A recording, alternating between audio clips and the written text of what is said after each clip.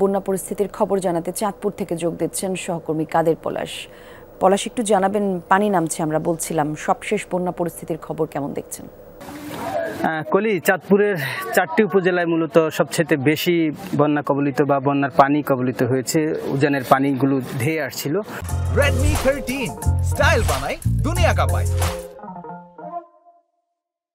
তবে গত দুদিন ধরে পানি কিছুটা কমেছে। আমরা দেখছি যে ঘরবাড়ি থেকে পানি কমলেও সাধারণত ঘরের মধ্যে যে পানি ঢোকার কারণে যে একটা পরিস্থিতি তৈরি হয়েছে, অর্থাৎ কাদা, বিশেষ করে কাঁচা যে ঘরগুলো আছে সেই ঘরগুলোর অবস্থা খুবই খারাপ এবং মানুষজন কিন্তু থাকতে পারছে না। আমরা দেখছি যে নিম্নাঞ্চল এলাকায়, বিশেষ করে যেসব এলাকায় একেবারে নিচু এলাকায়, সেসব এলাকায় কিন্তু এখনও রাস্তাঘাটে পানি আছে, মানুষ ভোগান্তি নিয়েই তারা তাদের কাজে যাচ্ছে।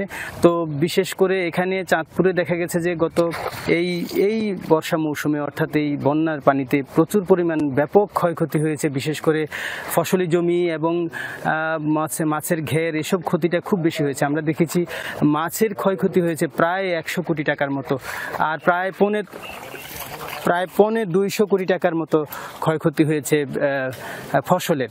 অর্থাৎ যে পরিমাণ ক্ষয়ক্ষতি হয়েছে সেটা আসলে কবে নাগাদ আসলে এই পরিস্থিতি সামাল দিলে হয়তো বা এই বন্যা পরিস্থিতি শেষ হলে হয়তো একেবারেই মূল তথ্যটা পাওয়া যাবে যে কী পরিমাণ ফসলের ক্ষতি হয়েছে এবং মাছের ক্ষতি হয়েছে।